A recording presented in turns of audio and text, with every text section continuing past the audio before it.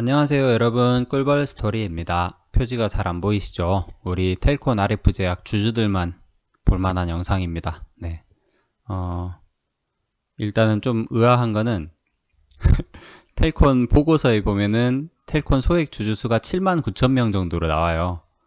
그래서 한 30%가 이 영상을 본다고 가정을 했을 때, 혹은 10%가 이 영상을 본다고 가정했을 때 조회수가 7,900개는 나와야 되는데 보통 한 790 찍으면 많이 나온 겁니다. 혹은 79개 찍을 수도 있어요. 소름 돋는 사실입니다. 자, 5월 꿀벌 가족 대박의 달이라고 제가 표지에 이렇게 만들어 놨고요. 이번 영상은 텔콘 RF 제약 2021년 1분기 보고서 자료입니다. 표지 멋지죠? 이 주황색 일단 보시면은 2020년도 사업 보고서 있죠? 그 표지를 제가 그대로 가져왔고요. 슬라이드를. 거기에서 이 주황색 글씨로 되어 있는 부분이 1분기 보고서랑 봤을 때 좀 뭔가 약간 차이가 있는 거, 그런 것들을 이렇게 주황색으로 표시를 해놨습니다. 이렇게 파란색 글자는 변한 게 없다고 생각하시면 돼요. 한마디로 회사의 개요와 주요 사업의 내용 및 향후 추진 신규 사업 내용입니다. 변한 거 없습니다. 2021년 23기 1분기 보고서와 다른 내용이 하나 있는데요. 여기에서 보시면은 계열 회사에 관한 사항에서 지분율이 조금 바뀌었어요. 원래 KPM테크 지분을 텔콘 RF 제약이 18.67% 가지고 있었는데 1분기 보고서에 보시면은 18.41%로 지분율이 살짝 줄었습니다. 주식을 뭐 매도했다 그런 게 아니고 KPM테크의 총 주식이 좀 늘었다라고 생각을 하시면 될 것 같아요. 그런 게 계속 나옵니다. 변한 거 없고요. 회사의 개요와 연역 당연히 변한 게 없습니다. 경영진 변동사항 변한 거 없고요. 자산 양수도 내역 변한 거 없습니다.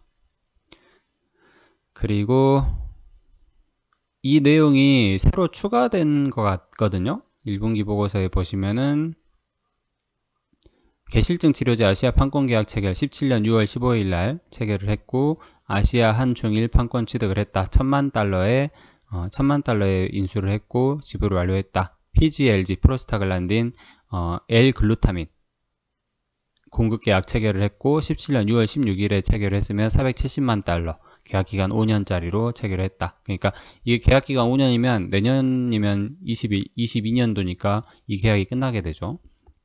그리고 렌질루밥 한국 필리핀 라이센스 도입 계약을 체결을 했고 20년 11월 3일 날 휴머이젠과 체결을 했으며 계약 기간은 총 10년으로 1000만 달러에 체결을 했다라는 내용이 추가됐습니다. 자본금 변동사항 내용인데요. 여기서 보시면은 이 전환가액이 좀 바뀌었어요. 주가가 하도 죽을 쓰고 있으니까 6,000원 정도였던 전환가액이 5,000원대까지 내려온 것을 확인할 수 있습니다. 그리고 사업의 내용, 사업의 개요 별로 바뀐 거 없고요. 쭉쭉 넘어가고 사업 부문별 주요 재무정보 기사를 통해서 들으신 분도 계시겠지만 21년 1분기에서 텔콘 RF 제약의 매출액이 20년 1분기에 비해서 2배 정도로 늘었어요. 한 50억 정도 했던 매출이 100억 정도로 늘었습니다. 큰 폭으로 증가한 게 아니고 20년도 1분기에 매출액이 큰 폭으로 감소를 했었어요. 그래서 이제 좀 제가 주의 깊게 좀 찾아봤는데 2020년 한 해 동안 토탈 매출액을 보면은 RF 부문은 KMW가 가장 주된 고객사입니다. 금액은 41억 정도 매출액을 차지를 하고 있고 텔콘 총 매출액의 12.6%를 차지를 했어요. 그리고 제약 바이오 부문 같은 경우에는 엠마우스 라이프 사이언스가 금액 52억 정도로 비중 15.8% 정도를 차지를 했습니다. 이게 아까 그 말씀드린 원료 공급권, L-글루타민 공급권 그것 때문이고요. 그리고 20년 1분기 자료를 보면은 작년 1분기 자료를 보면은 RF 부문의 주요 매출차는 삼성전자인데 금액이 1억 8,600만 원밖에 안 됩니다. 그리고 비중은 3.6%고요. 그러니까 이 비중이 제일 큰 삼성전자를 가져온 자료인데 3.6%라는 거는 다른 계약도 아주 자잘한 계약밖에 없다는 뜻이겠죠. 그리고 제약 바이오 부문은 사마제약이라는 회사인데 금액도 6억 3천 정도밖에 안 되고 심지어 이 6억 3천짜리 작은 계약이 12.2% 비중을 차지하고 있다는 걸 알 수가 있죠. 근데 이제 올해 볼 거는 올해 21년 1분기 자료를 보면은 RF 부문에서 에이스 안테나 그리고 동관 에이스 테크놀로지 이 두 가지 이 회사들이 금액 18억 5천만 원 정도로 비중 18.64% 제법 비중이 큰 계약을 따낸 것 같아요. 그리고 제약 바이오 부문은 사마제약과 삼천단제약 얘네들이 10억 정도로 비중 10% 정도를 차지하고 있다는 걸 알 수가 있습니다. 그리고 이 수주 상황, L글루타민 공급 계약이 보시면은 지금 엔달이나 SCD 치료제 관련해서 원료 공급권을 따냈죠, 텔콘이. 그래서 수주 총액이 540억짜리 아주 대형 계약이었어요. 17년도부터 22년까지 540억의 매출을 확보를 해줄 수가 있는 계약이었었는데 문제는 이게 지금 납기가 1년밖에 안 남았는데 수주 잔고량이 아주 많고요. 기납품액이 얼마 안 돼요. 심지어 2020년 1분기랑 2021년 1분기니까 1년간의 매출액을 볼 수가 있겠죠. 기납품액이 87억 정도에서 89억으로 그러니까 2억 정도밖에 납품이 안 됐어요.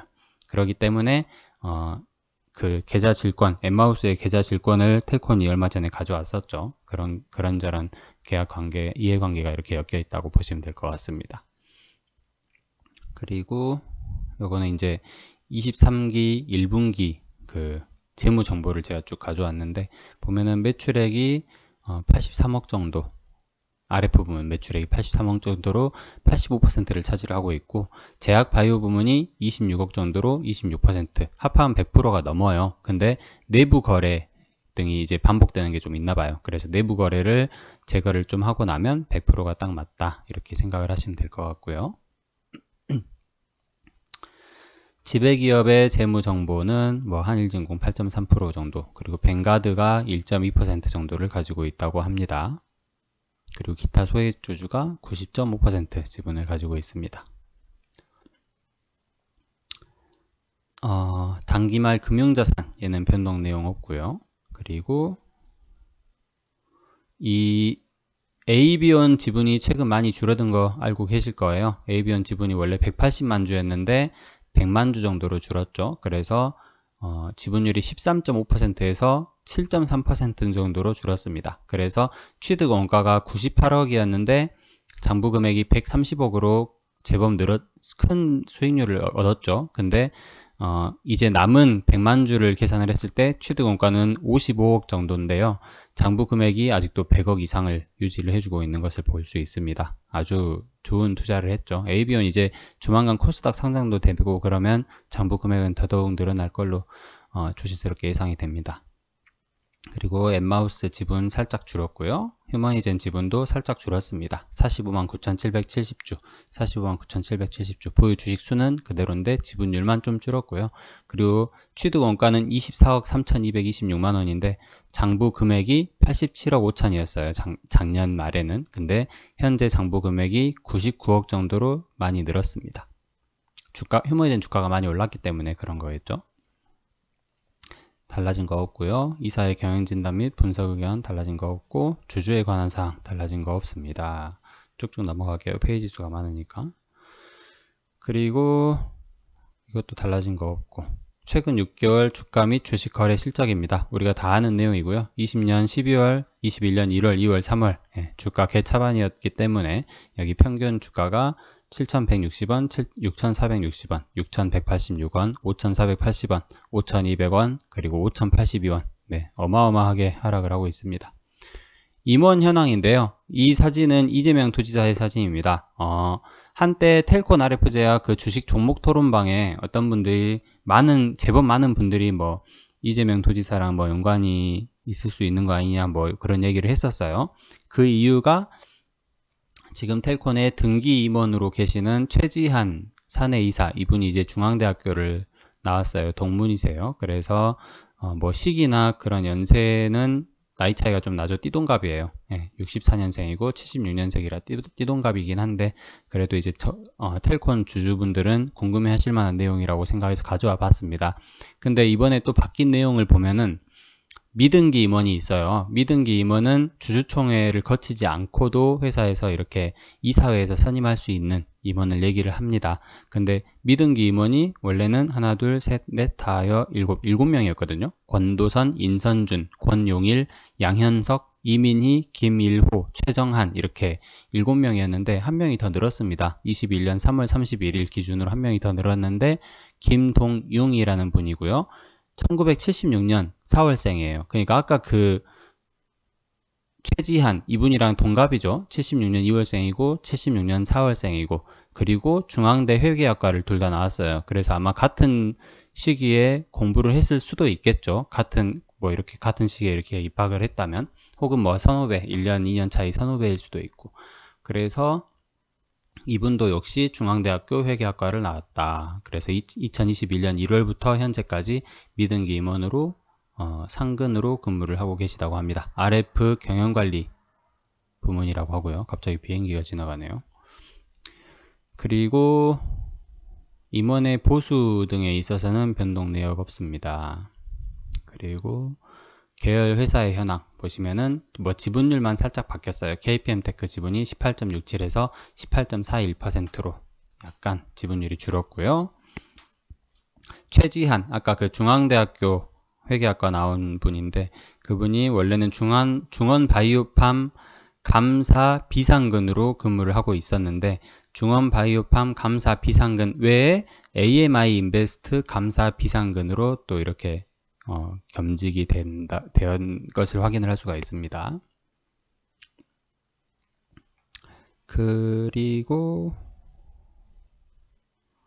에이비온 지분을 좀 줄인 것은 다들 알고 계실 거고요. 83만 7천주 우리 지금 현재 돈으로 57억 7,200만 원 정도고 평가손익은 30억 정도 수익을 받습니다. 그렇게 해서 팔아치웠고 현재 기말 잔액 3월 30일 기준으로 기말 잔액은 105만 주 정도로 지분율 7.3% 정도라고 하고요. 그리고 장부가액은 100억 정도가 되게 됩니다. 그러니까 얘가 참 투자를 잘한 게 최초 취득 금액이 98억이에요. 그러니까 100억 정도인데 30억 차액 실현을 하고 그리고 남은 금액 지분이 13.5%에서 7.3%로 약 6%의 지분이 줄었음에도 불구하고 장부가액은 최초 취득 금액이랑 거의 차이가 없다는 거. 98억을 취득했는데 현재 장부가액이 100억 정도라는 거. 아직도. 그렇기 때문에 아주 투자를 성공적으로 잘했다고 생각을 할 수가 있을 것 같습니다. 휴머니젠도 마찬가지고요. 그렇습니다. 이번 영상 워낙에 길게 촬영이 된 것 같아요. 이번 영상 이 정도로 하고 주말에 제가 이제 방송하면서 또 KPM테크랑 다른 종목들도 이렇게 1분기 보고서를 읽어보는 시간 가지도록 하겠습니다. 끝까지 들어주셔서 감사드립니다. 화이팅입니다.